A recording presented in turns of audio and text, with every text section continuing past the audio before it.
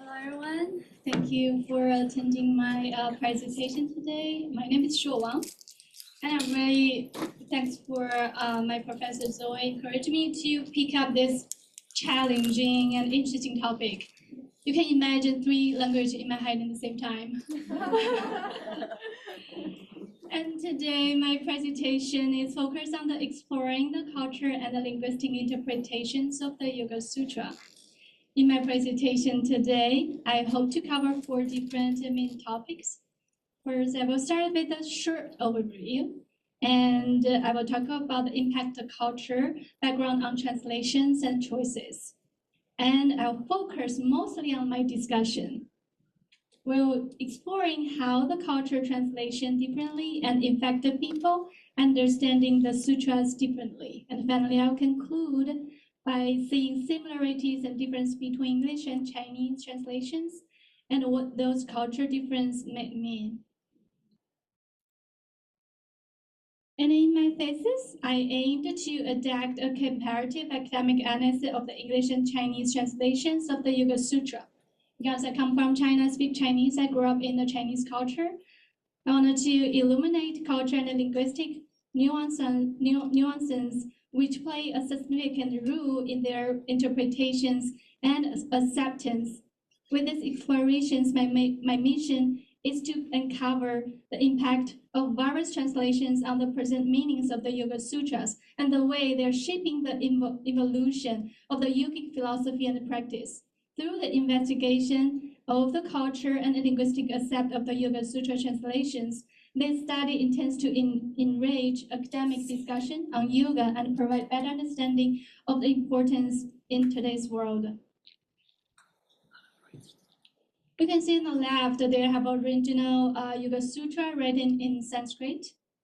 And the Yoga Sutra is collected of the Sanskrit sutras on the theory and practice of the Yoga Sutra.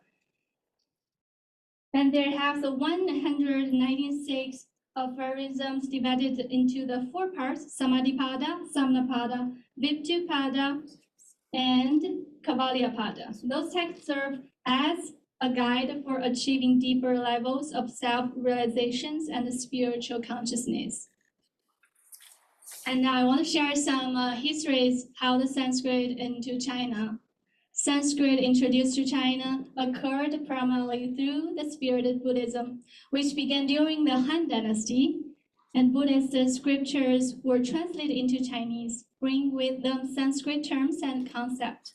The translation's effect were significantly advanced during the Tang Dynasty, led by scholars as Xuanzang, who traveled to India and brought back many Buddhism texts. Those translations were instrumental in introducing and integrating Indian philosophy and religious practice into Chinese culture. And you can say in the 35,000 Chinese word is come from Sanskrit. And how the impact of culture background on translation choices? Means that the notion of the culture is essential to considering the implications for translation and the difference in opinion to whether language are part of the culture or not. The 2 notions of the culture and language appear to inseparable. It means when you translate one language to another, you are not just translating the word, you are translating the culture. A famous American linguistic named Eugene Nida emphasized the importance of both linguistic and cultural difference in translation.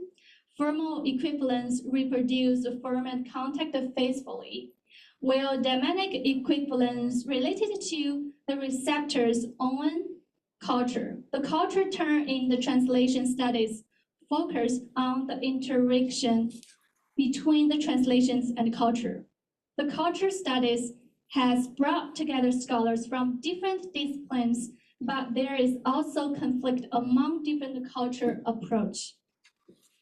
And now I want to invite everyone doing a short breath work, and then just close your eyes and inhale deeply. Exhale. Inhale again. Exhale. Inhale. Exhale.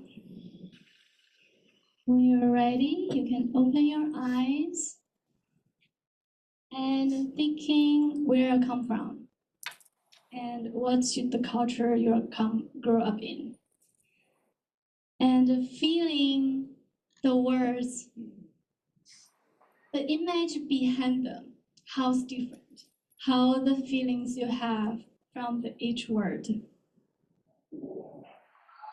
The first, we'll talk about cheetah. In the Sutra 1.2, right, is translate this: yoga is stealing of the changing states of the mind. This is the big part in the Yoga-Sūtra.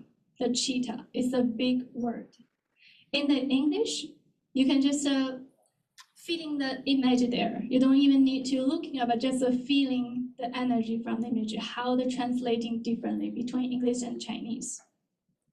The variety in translations and interpretations of the cheetah by different scholars like Brand, Dr. Chappell, and Iyengar, isolated and the complexities and the layered meanings of the term.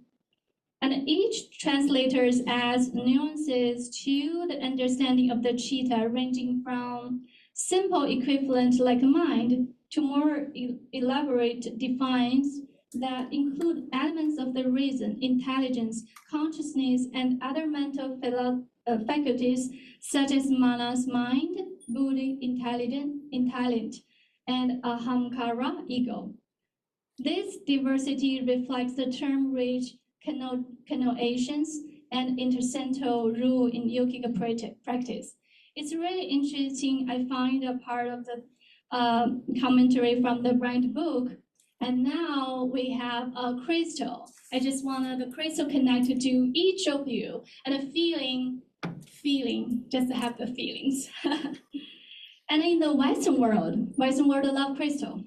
And the mind is considered to be the hub of the reincarnation. And the mind can be likened to a crystal. When we look at a crystal, each set of this piece can reflect different things. This suggests that the mind is influenced by consciousness and the sensory object. The mind is infused with consciousness, and the sensory object differs from itself. Just as the facts of a crystal can be infused with different colors, the interesting thing is that its analogy of the mind as a crystal is very intuitive and can help people to feel intuitively and maintain a pure state of mind. My friends will be sharing Christopher. Yes. And this is the Chinese part. See, there's so many Chinese words there. In the Chinese, we usually translate the cheetah as heart. We pronounce xin, yes. It's a big word. And then the heart character can be combined with the different Chinese character so that it becomes a completely different meanings. Like 开心 is happy, 担心 is worried, it's totally different. And 有心 means determined, 关心 means care. There are so many words you translate, and therefore a heart express different meanings in the different combinations and contexts. And here has a really, I just brought up the famous philosopher. His name is Wang and he's writing a book. It's Wang Yangming Xinxue, translated into English as the unity of knowledge and action. In his philosophy, the concept of xin, which means heart, plays a central role. Unlike the Western analytical review of the heart, Yangming considering it an intangible essence crucial for emotional and spiritual life. He suggested that the material achievements, such as career success or possessions, do not fulfill the heart's deeper needs, often leaving individuals feeling empty despite apparent success. And next, we'll travel to Avadia. This is I just pick up a two in the Yoga-Sūtra 2.3 and 2.4. You can just read through it. And I just quick go through our main point, feeling the picture again, and how the Western world understanding or feeling the ignorance. Avadia is in English from Sanskrit, literally means lake of knowledge, usually translated as ignorance. The word emphasizes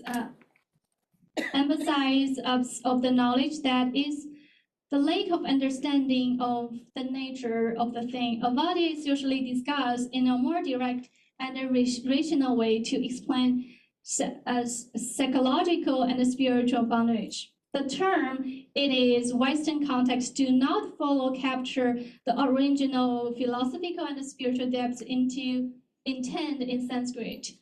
Ignorance may simply be understanding as a lack of knowledge or education, and the philosophical meaning of the word may not be quickly realized without seeing a deeper interpretation, such as a note or the philosophical meanings of the word. And here is the Chinese ignorance sees how it's different. And the ignorance is Buddhism term. Another name is for annoyance, the opposite is clarity. This is a big word in the Buddhism text, is extremely interesting.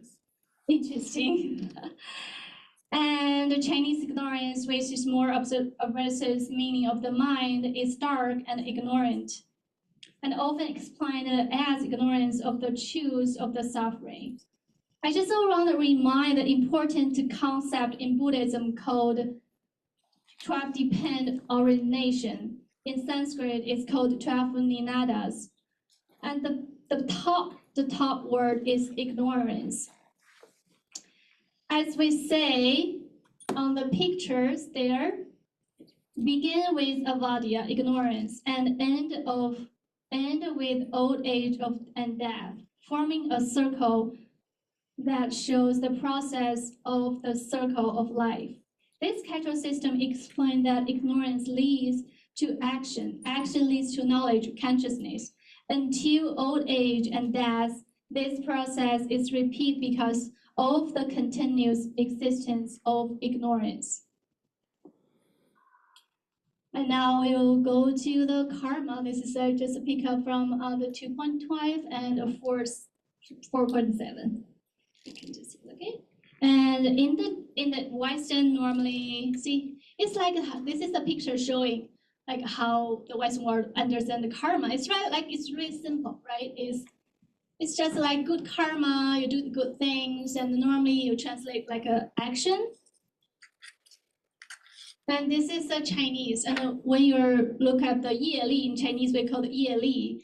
And I just looking for the wheel of life and the karma in Taoism. Feeling the pictures is have so much powerful behind the pictures.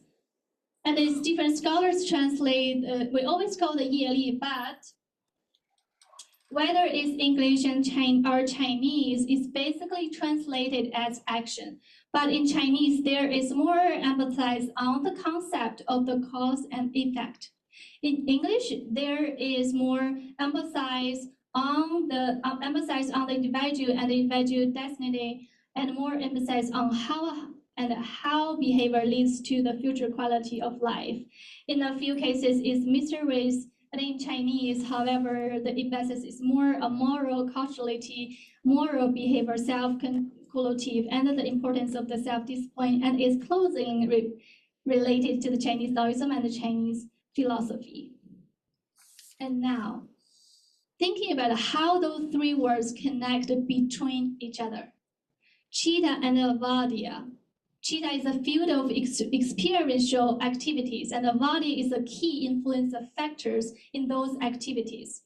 Because of the avadya, the individual chitta is blended by force, cognition, and perception that connect to correctly understand the true nature of things. Stopping and eliminating avadya from chitta is the goal of many spiritual practices, such as yoga and Buddhist meditation, which aimed to clear away ignorance and restore clarity to the mind through insight and awareness. Chitta and karma.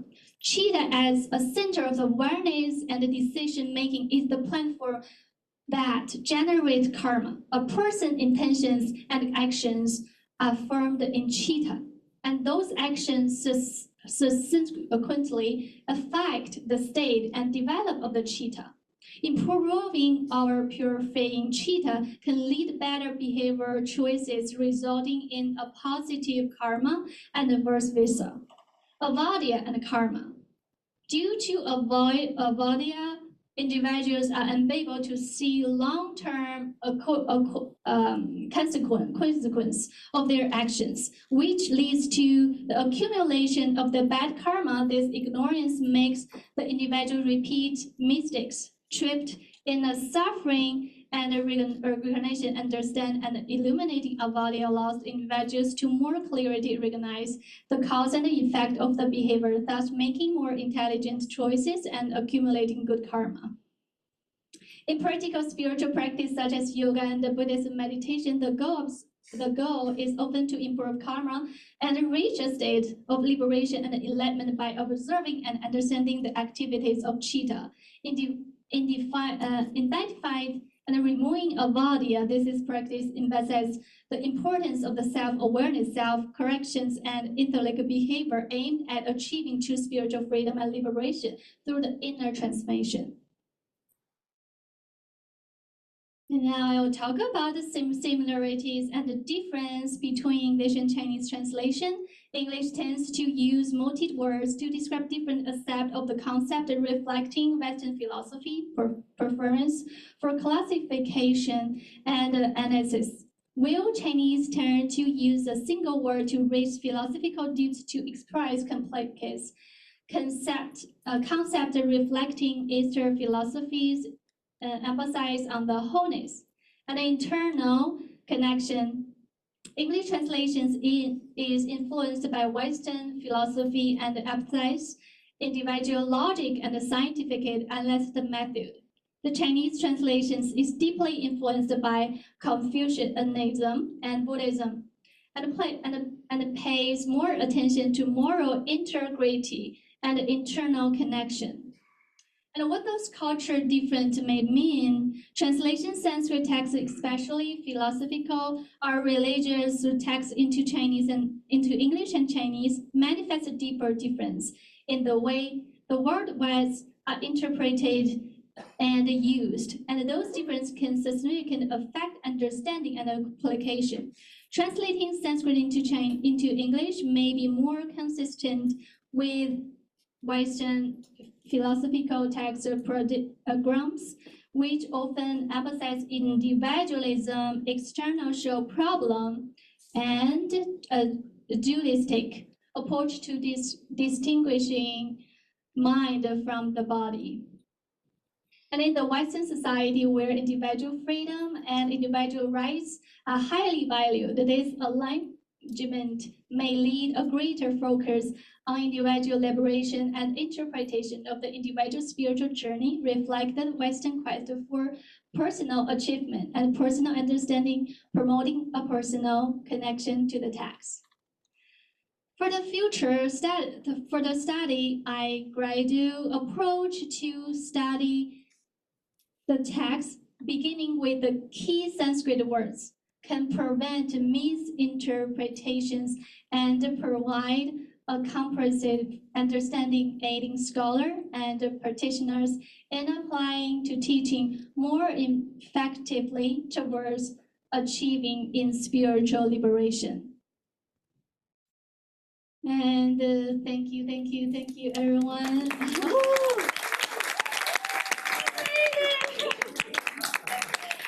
And I just want to say, I'm really grateful, appreciate all my professor, the yoga studies program, all my classmates. Thank you, and you all helped me a lot. Thank you, and especially thank you my soulmate support me finish this thesis. Thank you.